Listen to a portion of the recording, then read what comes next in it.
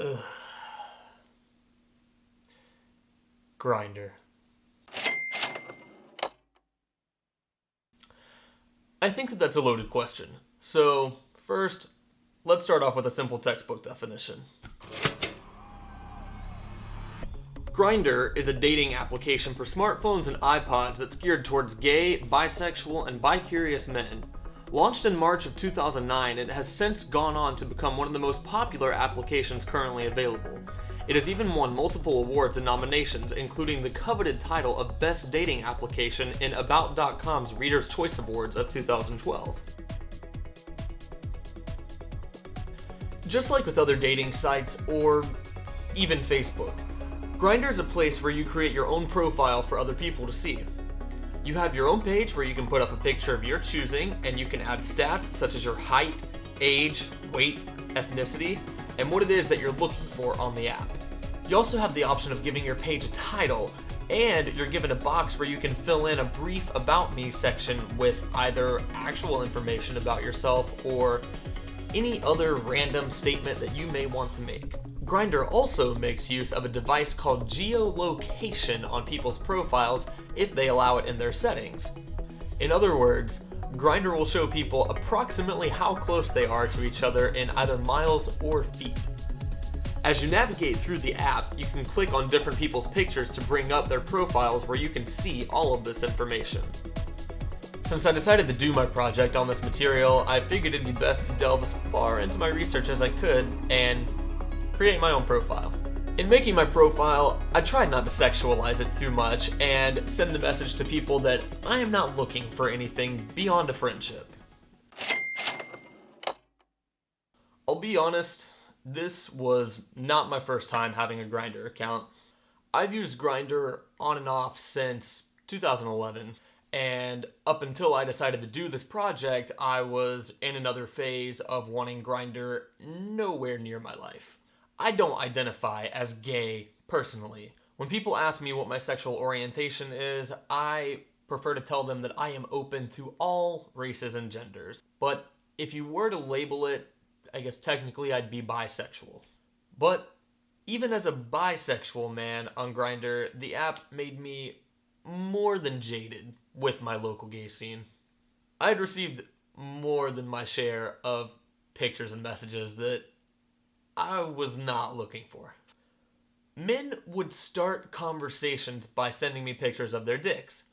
Or sometimes they'd go the more subtle route and start the conversation off normally before eventually asking me if I wanted to cuddle or something a bit more graphic than that. Eventually, I became so cynical and fed up with it that at times I would find myself completely ignoring people who tried to message me. And their persistence in trying to message me would only gross me out more. Once I decided that I was going to do this project and that I had free range to say whatever I wanted about Grindr, I knew exactly how I was going to portray it. First, I'd find my subjects. All the gross gays I could think of who I knew were on that application just because they were too shallow and simple-minded to ever be able to understand what a real connection with another human being is. The people who were too sucked into this form of social media to ever understand the value of face-to-face human interaction. They all used Grindr for one thing, and I myself and everybody else knew exactly what it was. Grindr party! Ooh, I'ma get some ass tonight. I'm so glad I have this app. My appetite for dicks is just insatiable. Hey, Gayfer, you found a hot boy to screw yet? Almost. We're about to swap dick pucks. And you're gonna swap DNA tonight. Wait, why are you looking at my profile? I clicked on it on accident. It's not like I'm interested. We already hooked up. Oh my god, you're so right. I forgot we already hooked up. You mean faggot. Oh my god, I've hooked up with you too. We've all had sex with each other. We're gay. That's what we do. It's so true. We're all a bunch of faggots.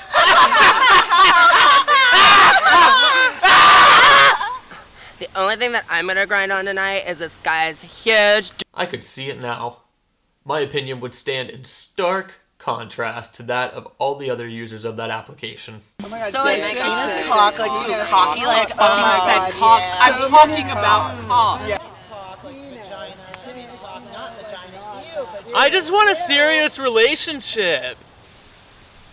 What? It's wrong with Ew. you? Are you Is that a kidding me? manifestation of your You're tired. abandonment? I even had this awesome idea for the opening segment of the film in which I would pull up the description of Grindr that's on the actual Grindr website and read it as narration over a bunch of images of all the horrible things that Grindr actually causes. With more than 4 million guys in 192 countries around the world and approximately 10,000 more new users downloading the app every day, you'll always find a new date, buddy, or friend on Grindr. Grindr is quick, convenient, and discreet, and it's as anonymous as you want it to be. Grindr is a simple app that uses your mobile device's location-based services to show you the guys closest to you who are also on Grindr. How much of your info they see is entirely your call. Grindr's different because it's uncomplicated and meant to help you meet guys while you're on the go. It's not your average dating site. You know, the ones that make you sit in front of a faraway computer filling out complex, detailed profiles and answering invasive psychological questions. We'd rather you were 0 feet away. With Grindr, 0 feet away isn't just a cute slogan we print on our t-shirts. It's a state of mind, a way of life, a new kind of dating experience. Turning Grindr off and being there in person with that guy you were chatting with is the final goal of using the app. Being 0 feet away is our mission for you. Whether you're traveling, new in town, or just hanging out at home, Grindr's the fastest, easiest, and most fun way to connect with the biggest network of nearby guys. Yeah, I can see it all now. But enough planning and visualizing. It was time to shoot these interviews and expose Grindr and all of the sex-crazed savages who use it. It was time to prove to people how Grindr was ruining the gay demographic. My name is Austin, and I use Grindr. My name's Daniel, and I use Grindr. Hi, my name's Trey, and I use Grindr. My name's Taylor. I use Grindr. I'm gonna use Grindr. My name is Michael, and I use Grindr. My name is Nick, and I do not use Grindr. Wait. Okay, that last one was a little bit unexpected. Surely all the ones who were using it were just on there to have meaningless sex and get a load off. So, I asked them. I was new to Athens, and I mean, I had a few people that I knew that were here already, and so I just thought it would be kind of a place where I could maybe, just mingle with some, like people in terms of sexuality from that standpoint. So it was just it was a networking thing. To connect with people. To find other gay people around them. Yeah. Well, I think recently, that Ryan and I broke up, it's just a way of, talking to people, not necessarily, a hookup or anything, but it's just, you get used to, having someone there, I don't know, and it fills definitely a void of, boredom. It's just kind of entertaining, so yeah, that's why. But it's also good to know, I don't know, the gays in Athens community, especially because it's, not very big. To have sex with men who are on Grindr. Because I'm in a small southern college town, I'm busy, and it's the only place to meet gay men, actually. More than just sex. It's the only place to meet anybody who's gay. The main reason I use Grindr is just a way to interact with other gay guys. I don't use it for sex. I don't really feel the need to have sex with random strangers or hook up with them. It's just mainly a forum to talk to people. It's a little bit about nostalgia, I guess, for hoping that I can meet people not through technology, the way that my parents met or the way that people in movies meet and stuff. I don't know. I think some of that's kind of rubbed off on me. So if they weren't actually using Grindr to hook up, then where did they stand on it? How did they feel about it? Grindr has the connotation that it's just for people to meet up and hook up or have sex. And so regardless of how you're using it, if you're using it for that reason or not, I feel that if someone maybe approaches you and says they've seen you there, it kind of already puts that that view on you, that you're using it for that reason, just to like have sex with somebody, just to hook up with somebody. If that is their perception of the gay community, I think that that's a negative thing, because it's not all anonymous sex. It's not all just, shady people who that's all they want from you and things like that. So, Athens doesn't have a gay bar. We've got a few events you can meet people at here and there, but other than that, it's the online stuff. And they're hookup sites, but some people do go to them just to meet other people, just for a sort of community. But I guess that's not that different from, in the past, lots of gay spaces being sexualized in a way. I really love what Grindr's able to do with connecting and bringing together a community. Athens doesn't have a gay club. And what was really great about gay clubs back in the 60s and 70s, when homosexuality was frowned upon more so than today, was that it was able to bring together all of these people that were basically shunned for being who they wanted to be in public. Now, gays are becoming homogenized with straight people. And it used to be more fun when it wasn't that, and it was like, oh, we're just going to the gay bar. And it was this society of men hanging out with each other, and everybody was gay. And there are things about that that are kind of cool, because it makes the community a little bit more tight-knit. And even though I want rights to marry and to be considered a human being, I still sort of envy some of that subversiveness, because I think it made for a much more tight-knit community. Straight people just have that everywhere. Straight people get to be, rude and sexual in public spaces without people associating it that way. A guy can shamelessly hit on a girl in a restaurant, and as long as if it comes across as rude, then it's seen as rude, but it's not seen as repulsive unless he pushes it very far. And then, even more so in a bar type setting. We have to be more careful with how flirtatious or forward we are with people in public spaces. So perhaps when we get into spaces where it is safe, it sometimes is pushed a little further, or even just flirting becomes part of socializing, even with people you're not trying to sleep with. As for finding friends or just entering the gay community in a way, I think it could be really useful in that sense. And I even thought about making one for a while and went back and forth, but ultimately I decided not to. Yeah, overall, it's a good way of knowing who's in your gay community and who's around you. Because if you're in an area where you're not quite sure, if you may be the only kind of person in that area, at least you can look and find out. A lot of the guys on there are, they're closeted, they're, they don't really have gay friends and things like that. So it's a lot more serious for some in that sense, mainly because it's their only outlet in terms of being gay. Or I can see some younger guys coming from the Georgia countryside into Athens probably really need that. And it's not like being a homosexual is as clear and blatant as being African American. It's really hard to find people in the community and people that you want to talk to and interact with and potentially date. And so Grindr definitely provides this means to just meet people. They send out, the push notifications when you sign on about vote for this person for Congress, or, I think that there's a lot of good aspects. It builds a sense of gay community, which I don't think that's bad in any circumstance. But I think that's the ultimate goal, is to have a casual conversation with someone. Really, it doesn't go anywhere, but you end up being okay, this person seems remotely interesting. I would like to go grab a drink with them or go get dinner. I think there are difficulties to Grindr because it's not directly face-to-face. It kind of has problems with communication. The culture of it seems a little rude, just in general.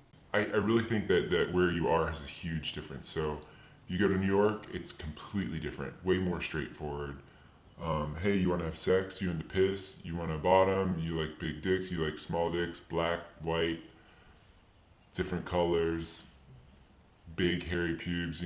It's way more straightforward than it is here.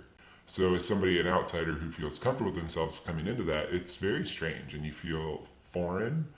And then after a while, you start to feel bad about yourself and the way you're handling it. So that's how I see it as a casual sex site. What about the super blunt graphic ones when they just start off with a picture of their dick? At this point of the game, I'm that means nothing to me. If you're gonna do that to me, not only am I gonna be your one night stand, but how many other people have you done that with? It lowers everyone's standards. And I could agree with Trey about this. The majority of boys I was interviewing weren't on there for sex, and they could all relate to the feeling of being put off by graphic and very forward messages, just like I had been. My outlook on it was that all users should approach each other with a bit more tact. I mean, they wouldn't approach someone else like that in person, would they? Imagine the different scenarios that would happen if they did.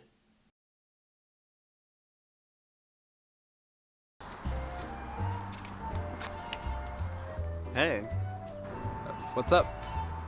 looking? Not really.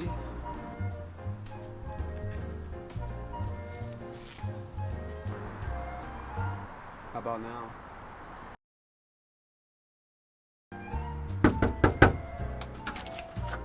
Hey, cutie. Hey, What's your name? Chris. I'm John. Want to cuddle?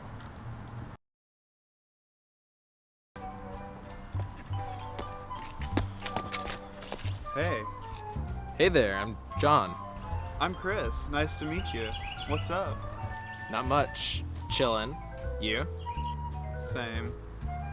Are you a top or bottom? I will not hook up with someone on Grindr. I won't do it. I don't hook up with strangers in person. It's not my deal. People are very forward about what they will show you and what they will say to you when they're not face to face with you. People are much more forward, I feel, on social media. They'll say things to you that they wouldn't normally say in person.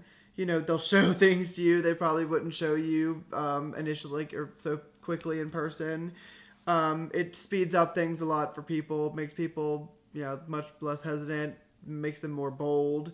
So I guess it gives people the sense of confidence, but if it's a false sense of confidence, why does it matter? There's a nice big red X, and you can just press block, and problem is solved. I've had it probably for 2 years, I guess. And in the process, I've probably deleted it 4 times. I get tired of it, delete it, and I'm thinking nothing's gonna come from this. Why do I even have it? What's the point of it anymore? And then I'll delete it. And then it's just, I don't know, boredom takes over, your curiosity takes over again, and so I just think maybe something will be different, something else will be there.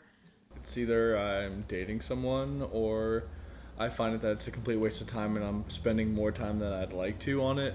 When Ryan and I broke up, it was you get kind of used to this no one ever wants you feeling, just how anyone would feel, but it's kind of nice to get on and be oh, these people actually want to talk to me.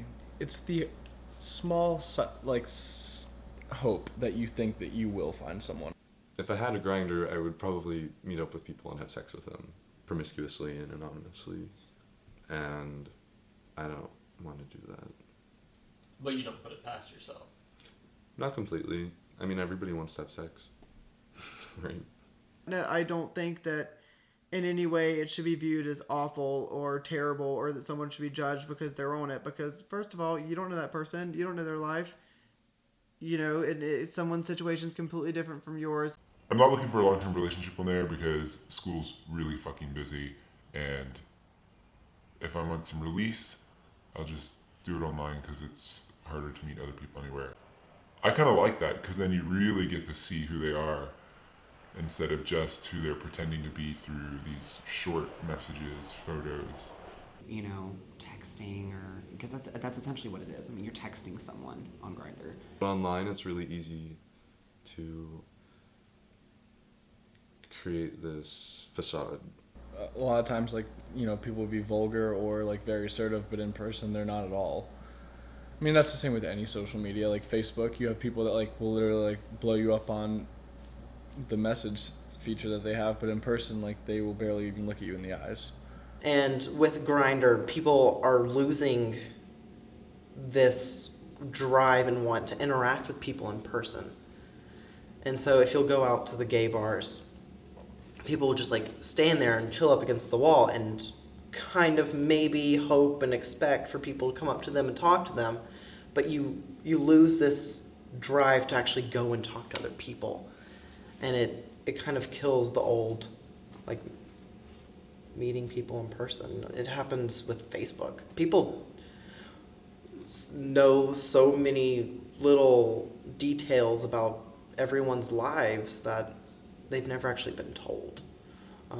And so they kind of feel like they know this person, but they haven't actually sat down and talked to them and enjoyed their company and figured out who they really are. And kind of, you have this fake idea of friendship, and you don't really have this interaction anymore. So, I mean, I am in favor of a more organic method of communication as opposed to an app. In today's age, internet and everything that comes along with it can get very monotonous, and it can, to a degree, become a burden. You tend to become detached from things that are probably more important, such as your friends. And there are people that definitely will spend their whole night just like chilling away on Grindr. And it just, you waste time. I don't think you can find a serious relationship there. I don't think I could. I think other people could. And I don't judge people for using it.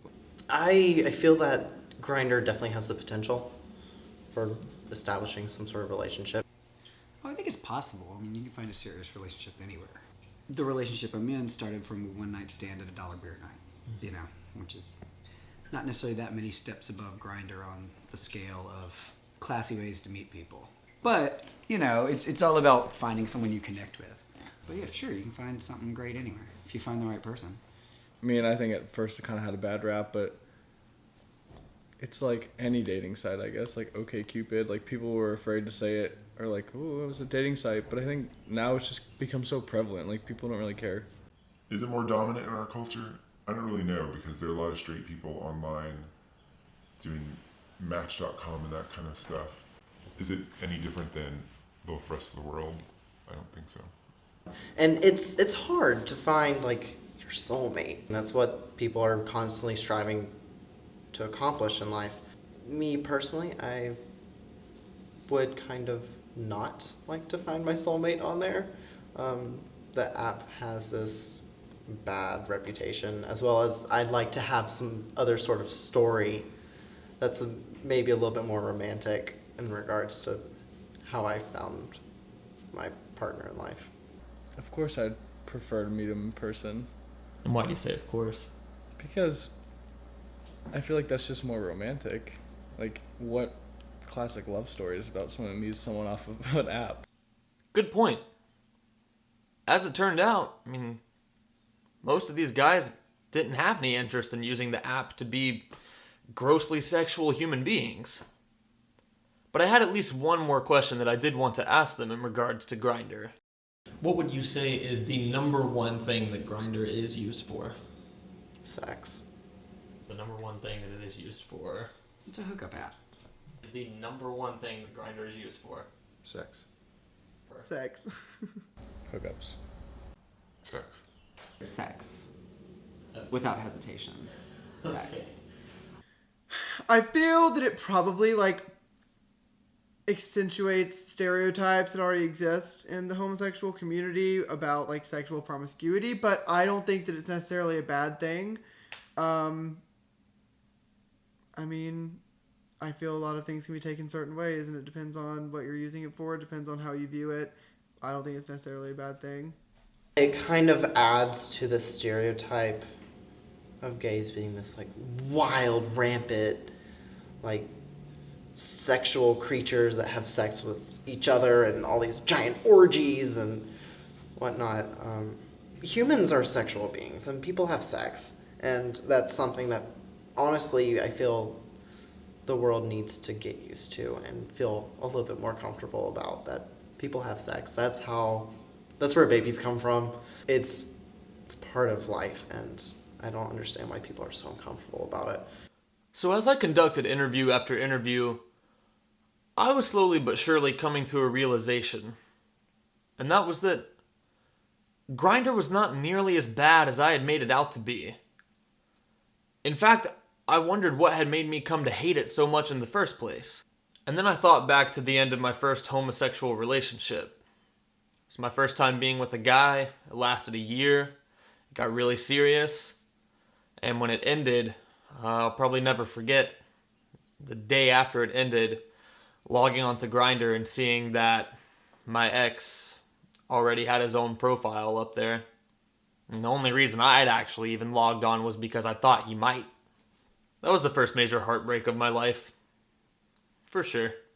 And I remember in a state of desperation after that, I kept my profile, blocked him, and immediately I started pursuing all the things that I thought might fill the void in my heart. But looking back at what all it was that made me so upset with Grindr in the first place as I was using it, I realized that it was all things that I submitted myself to. I didn't clarify on my profile that I wasn't looking for sex. I didn't block guys who sent me crude pictures.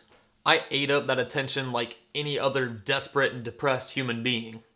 And then as I kept on with all of my different interviews with these guys, I thought back to the Grindr profile that I had made again as part of my research for this project. And I re-examined some of my conversations I've been having with guys on there, and I realized not all of them were sexual, or gross, or anything like that. There were plenty of other people on there with whom I carried on great conversation, and they weren't looking for sex at all, just simple friendships. I mean, hell, if I think about it, I even kind of overlooked the fact that Grindr really is the reason why I am friends with the majority of gay people that I'm friends with nowadays. So I feel like maybe I, like everybody else, should slow down on the judgment and maybe take a second look at it. Yes, Grindr is a dating app. And yes, it's designated for gay, bisexual, and bi-curious men. But just like black dating sites are designated for black people, Latino dating sites are designated for Latinos, and Asian dating sites for, you guessed it, Asians. All of those actually exist. But Grindr is not just a dating site, nor did it ever try to make itself out to be only a dating site, and especially not a hookup site. If you were to go to Grindr's About Me section on their website, you will find that when they list the possibilities that Grindr provides, it specifically says you'll always find a new date, buddy, or a friend on Grindr. Not limited to hookup. Truthfully, Grindr really is a great big window of opportunities. It's a place to meet new friends. It's a place to talk to people when you're feeling down and lonely. It's a place of comfort and solace for those people who can't come out with their sexuality to their community but still need to feel bonded and like they have a community of people to go to. You know, this is not a demographic that is constantly surrounded by people who support it. Like, say, black families during the civil rights movements. They had their other black family members around them. Gay people come from people who don't necessarily support their lifestyle whatsoever. And it's probably only because society defines gay people by their sexuality that they are considered such sexual human beings, and people look down their noses upon something like a gay dating app. But what's the difference between that and any straight dating app that's out there that's been around a much longer time than Grindr? Grindr can lead to great things. Great friendships, great relationships. Maybe some that'll last forever, you never know. And no, not every person who uses Grindr is some gross, nasty, over-sexualized, horrid stereotype of a gay man. And the most important thing I think that there is to be said for Grindr is that Grindr does not define gay men. gay men define Grindr, and the gay men who use Grindr define what type of application it is, because it is up to them what they do with it. You know, you can't complain about being victimized by it or, you know, bombarded with things that you didn't want to be bombarded with, because Grindr always gives you options. You can block people, you can choose how you represent yourself. It's entirely up to you. I really was very violently against Grindr before I ever set out to do this project, and it wasn't until I got to talk to so many other people and get their opinions, their input, and their perspectives on it that it really opened my eyes to what Grindr is and what it stands for. And it may not be for everybody, because not everybody likes getting caught up in social media in general. It can be just as addictive as Facebook, and in that regard, I can understand people wanting to avoid it. But it is not nearly as bad as people make it out to be. Now, on that note, I want to return to our subjects who we interviewed and see just how different and gross and overly sexualized their plans and their wants for their own futures are compared to any other person's.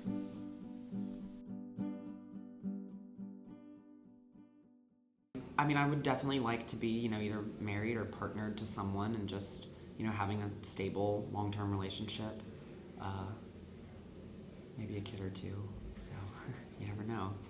But, I mean, what I want is, from a relationship standpoint, you know, like long-term, is just, you know, a sense of stability, a fairly traditional relationship, things of that sort. I mean, I definitely would like to find someone to settle down with, obviously. I would like to find someone that I would love to fall in love and be with somebody that loves me and wants the same things that I want. And, you know, I want all the fights and the everything that goes along with it. But, I mean, ultimately, you know, I want to find someone that I can spend the rest of my life with. I mean, maybe not right now, but eventually. I don't know if married, but definitely a partner. Somebody I end up rocking chairs with. They're just like two rocking chairs next to each other. Maybe a little table in between. Romantically, I hope to sort of be like my parents. In that way. Just a really long-lasting relationship. I mean, I'd like to find somebody to be with who I'm happy with, and I'd like to have a few kids eventually. In the long run, I would absolutely love to just have a husband. Maybe potentially a child, but I really just want someone to share my life with, and in turn really want to share everything that they accomplish in life with me. The rest of my life in anything scares me. Marriage in itself, I find it, I mean, it's a very old tradition. Like, I think people do it for a reason, but like, I've never been one to like, I'm gonna sit down and like, this will be the person the rest of my life. It's intimidating. Lots of great adventures and connection, you know. Finding someone to share it with, some people to share it with.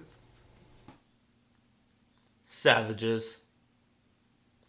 I'm gonna go join them on Grindr.